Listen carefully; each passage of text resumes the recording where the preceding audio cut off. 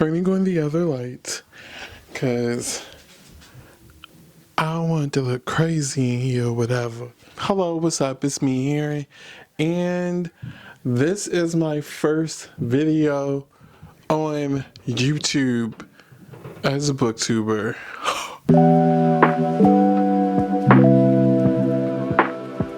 Currently, I am a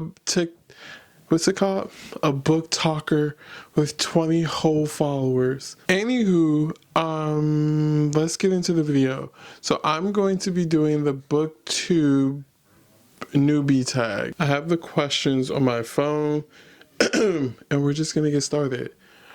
I'm so excited to be on BookTube. I'm so excited. I have to also get used to looking in the camera and not the viewfinder. Is like so awkward because I can see myself, but the viewfinder is where I need to be looking at. Like, no, oh fuck it, who cares? So the first question is, why did I start this channel? The reason why I started this channel is because for some reason in 2020, I got this new resurgence of reading. Then, for some reason, I wanted to start a BookTube channel, and this is crazy. I always film the BookTube newbie tag like every year for the past 4 years. And I guess for some reason, now that I'm posting on TikTok consistently, mostly every day, I found this new courage within myself that thyself said, let's get on the internet and be messy. And all the things that can potentially come from being on BookTube. You know, like meeting genuine friends, like people with genuine commonalities in reading and writing and all that other stuff, and characters and worlds. Because like my ultimate goal one day is to be an author / screenwriter. And this is that stepping stone in a sense for me. So yeah, okay. I like the answer to that question. If you don't, great. The next question is, what are some fun and unique things that I could bring to BookTube? Me? Seriously, me. I am the prize. I am the blueprint. Just kidding. I'm just joking. I feel as though that I will bring a different sense to BookTube that is completely different than Book Talk. Because like on Book Talk, I love it, but then I also hate it at the same time because everyone reads the same, everyone reads the same 10 books. And I'm not trying to be in that fold of people. I'm different. I'm fun. I'm creative. I'm literally the moment. Seriously. I have different reading tastes than the majority of BookTube. So that's what I feel I'll be bringing to my chan. The next question is, what am I most excited about for this channel? To build a community. I have so many things planned for this channel that not that I hope, because I'm going to do it regardless of whether people watch the channel or not. And like one of the big things that I want to do, I want to start a book club on Fable where we pick like a good literary fiction book to read for that month and discuss, and then possibly do like live book discussions on here on YouTube. Also, like my ultimate goal with this channel is to someday open a bookshop that I'm going to talk more about as I make these videos. So like I have goals. I didn't just wake up and say, well no, technically I did just wake up and say I want to start a BookTube channel. The next question is, why do I love reading? Because when you read a book, right, you get to briefly escape into that world for the length of time it takes you to finish that book. What book or series got me into reading? If this was like 20 years ago when I was 9 years old in school, I would say that it was probably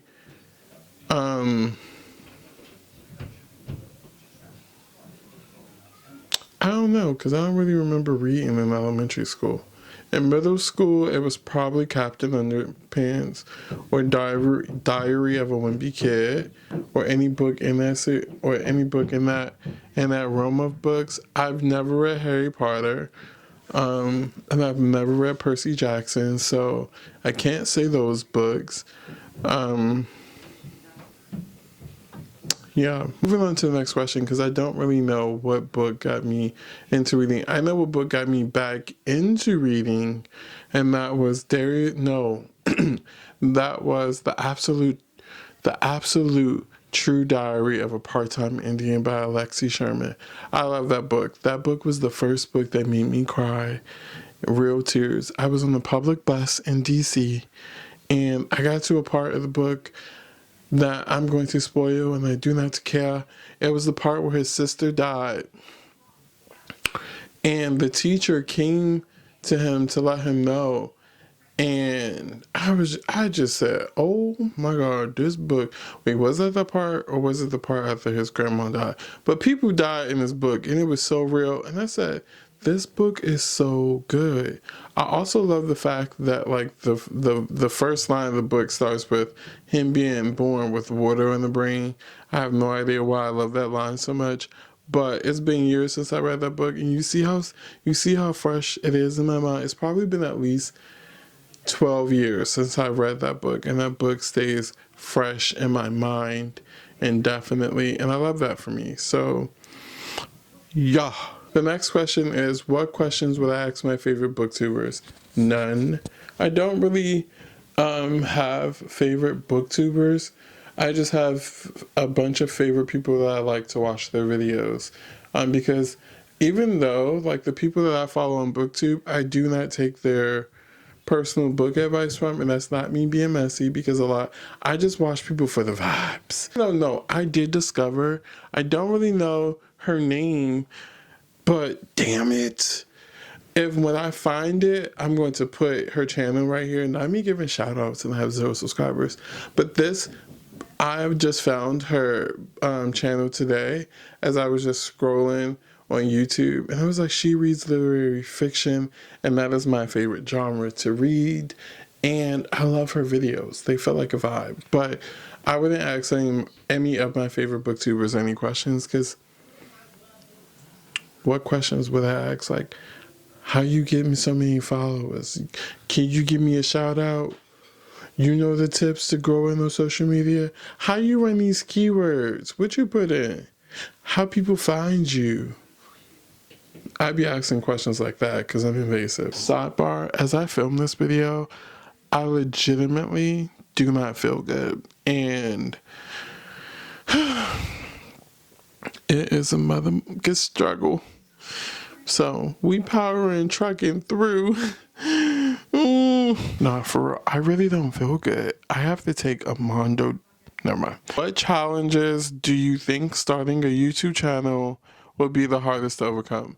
I think probably for me is being consistent. Like, I have tunnel vision, and like part of me is scared that my tunnel vision will wear out, and then I'll just stop posting and filming, because like I have a lot of other things going on. Like, I run a business with my family, and then also I'm trying to start my own side business, and I work in hell. Like, I literally work in hell. Like, literally, I'm not even joking. I travel to hell Tuesday through Saturday, and I hate it. But yeah, so that'll probably be the challenges of figuring out managing my time. And like, so I've been stumbling on YouTube, finding all of these like productivity YouTubers. Like, that is such a niche. Now that's a real niche. Productivity YouTubers, that is a niche. That's the niche of all niches. Productivity YouTubers. All they do is make content about being productive. I watch their videos because maybe I'll get inspired and manage my time better. But yeah, so that's my only nerve. The next question is, when did you start reading? I don't like these questions, because like question 8 and question 5 could really be the same question. When did I start reading? I'm pretty sure in elementary school, like when they were teaching us how to read in kindergarten. I'm pretty sure that's when I started reading. Not even trying to be an ass, but like I'm pretty serious. That's probably when I started reading. Where do I read? I read on my commute to work, even though it's like a 20-minute bus ride to work. I read at work when I'm supposed to be working. And I will sit there and I will read at my desk. Don't care. Because I don't want to be there. And I'm trying to do everything possible to get fired.